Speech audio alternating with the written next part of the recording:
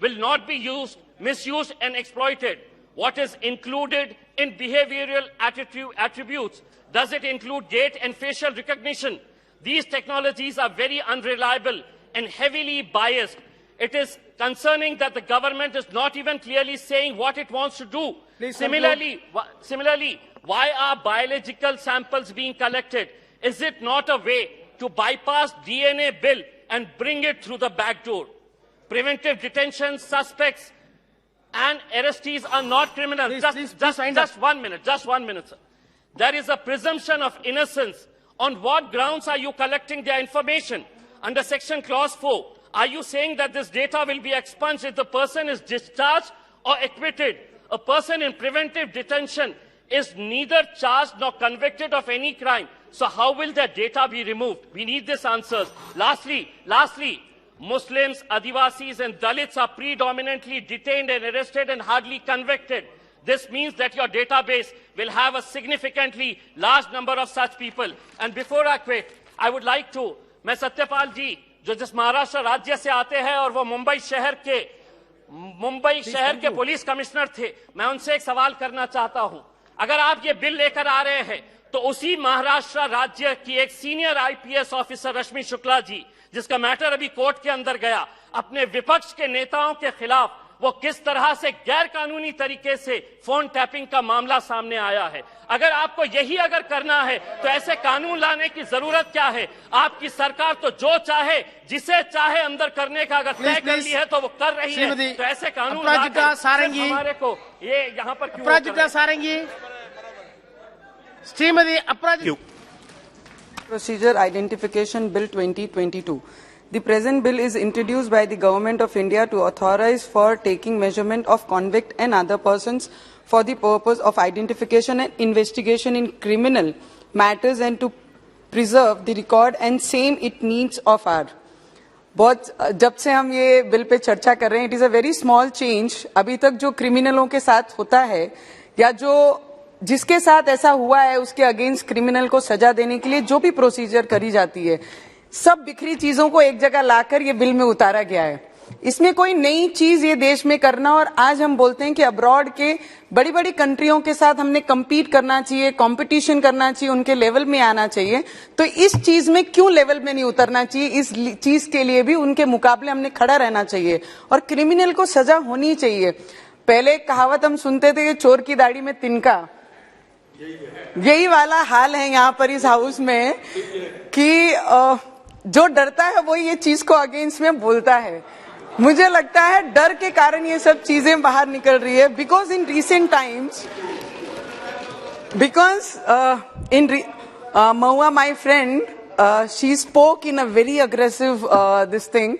She was very against for this bill.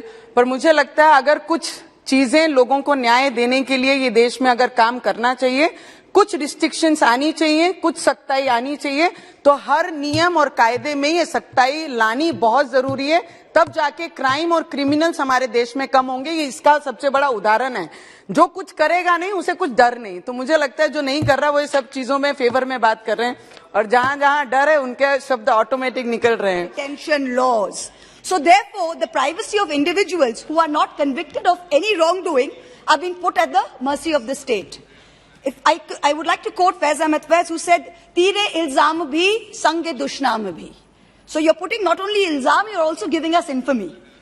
The 1920 law enabled the taking of measurements from convicts sentenced to a prison term of at least 1 year, and anyone arrested on a charge that attracted a prison term of only 1 year, and thirdly, one who has furnished a bond for good behavior.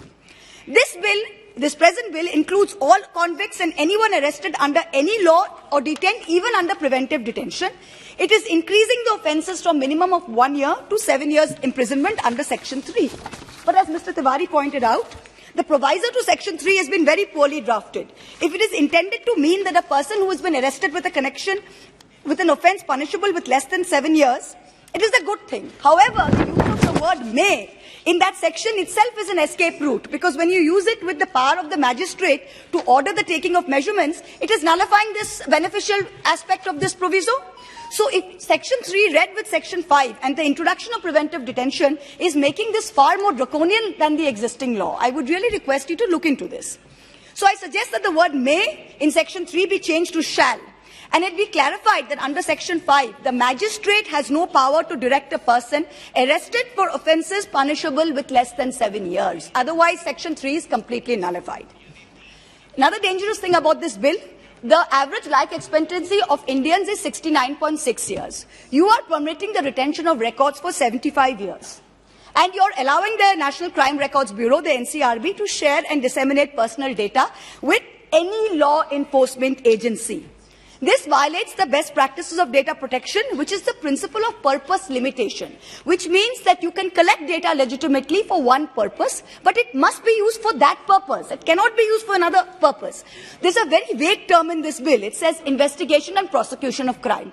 So you can have agencies all over the country with no purpose limitation having access to your personal data. And the collection of data for personal data for some crimes may be very necessary. We understand that. But there is no distinction between those crimes and other crimes. It's a very wide sweep which can be very dangerous. Now this bill will make the dreaded Thanedar, even more dangerous. It gives virtual carte blanche to the police for sample collection. The old 1920 Act authorized police officers of the rank of sub-inspector and above. This new bill is letting police officers not below the rank of a head constable and prison officers not below the rank of a head warden to take measurements. So it's lowered the threshold. And if you refuse to take these measurements, that is an offence under Section 186, which is obstruction of duty for public servant, as Mr. Maran pointed out, of the IPC. Now, this bill is allowing police and prison officials to collect measurements regardless of the refusal. This is a violation of fundamental rights, and this is going to shut out any dissent. This is the vagueness and overbreadth of several provisions is extremely concerning. Now, there's no appeal mechanism. If the magistrate says directing it, there's no appeal mechanism against the decision of the magistrate. The most dangerous and insidious aspect of this proposed law is the grouping of those booked for preventive detention. So Indian citizens, like all of us sitting here in the opposition, we can be arrested or detained even before the commission of any act of criminality. You may think we will do something, you may think we will say something, and we could be put under preventive detention. So before doing anything, you can take me and I will be grouped with those arrested for serious offences and convicts. So if this bill becomes a law, I mean, we are entering a full-fledged police state. Any opposition will be brutalized into silence. Now, that is something we must safeguard against. The Home Ministry says, trust us. Yes, we would like to trust you, Mr. Home Minister, but even in UAPA, look at its misuse. You brought in this bill, look at its misuse. I was looking at Mr. Kishan Reddy, who was our Minister of State for Home, putting out the numbers. And if you look at the increase in the number of UAPA cases, from 16 to 19, 5,000 cases were registered and 7,000 people were arrested in the period 16 to 19, but only 2.2% of cases were resulting in a conviction. Preventive detention, 177 politicians arrested in Kashmir after revocation of Article 370, 71 from National Conference, 35 from PDP. When the CAA protests happened, 1,100 people were under arrest, 5,500 kept in preventive detention. There was a 28% increase in the number of sedition cases filed each year. Each year, 28% increase between 14 and 20. So if you look at the arrest of journalists, detentions of journalists in India, I was reading a report by the Free Speech Collective, and it said in the last 10 years, 154 journalists in India were detained, arrested. 67 of these were in 2020 alone. I'm going to now read a quote from the Supreme Court judgment, the state of Andhra Pradesh versus Chala Ramakrishna Reddy, year 2000. The right to life is one of the basic human rights. It is guaranteed to every person by Article 21 of the Constitution, and not even the state has the authority to violate that right. A prisoner, be he a convict or under trial or a détenu, does not cease to being a human being. On being convicted of crime and deprived of their liberty with the procedure established by law, prisoners still retain the residue of constitutional rights. Our democracy, however flawed, seeks to give each Indian equal rights as human beings. Our laws are based on the principle of innocent till proven guilty. I will quote the poet Javed Akhtar and he says it very nicely. He says, मुझे दुश्मन से भी खुददारी की उम्मीद है, मुझे दुश्मन से भी खुददारी की उम्मीद है, किसी का भी सर कदमों में सर अच्छा नहीं लगता, कदमों में सर अच्छा नहीं लगता. This bill places the privacy of individuals at the mercy of the state, allows for the retention of personal data with no framework for data protection whatsoever. I appeal to the government and to the Honourable Home Minister, please send this bill to a standing committee for further deliberations if you don't take it back. Thank you very much. Shri Vinayak Raut जी. मैं professor Ram Gopal Yadav ji का आभारी हूँ कि बहुत ही संक्षिप्त में कहा ये बिल क्या है. आपने कहा कि इस बिल में कोई फर्क नहीं है हार्डन क्रिमिनल और सामान्य व्यक्ति. हमको भी यही डर है इस बिल से कि आने वाले दिनों में क्या होगा क्या नहीं होगा, ये बिल को पढ़कर अब धीरे धीरे समझ में आ रहा है. आप क्रिमिनल्स की ठीक तरह से पहचान करना चाहते हो, जो क्रिमिनल्स है उसको लगाम लगाना चाहते हो, तो सवाल ये है कि 102 साल में अब तक इतने लाखों करोड़ों क्रिमिनल्स की पहचान नहीं हो पाई. हो गई है. अफजल गुरु फांसी पर चला गया, कसाब को मुंबई में फांसी दी गई, याकूब मेमन को महाराष्ट्र सरकार ने फांसी पर चढ़ाया है. सबको दिया है, ऐसा नहीं. आप भी करते हो. तो 102 साल पुराना कानून अभी आप बदलने जा रहे हो. अगर कानून जो आप ला रहे हो वो देश के हित में है, समाज के हित में है, तो उसको विरोध करने का कोई कारण ही नहीं है. अगर आपके इरादे साफ है, आपके मन साफ है, आपके मन में कोई समस्या नहीं है, तो ऐसे हर कानून का समर्थन पूरे सदन ने करना चाहिए.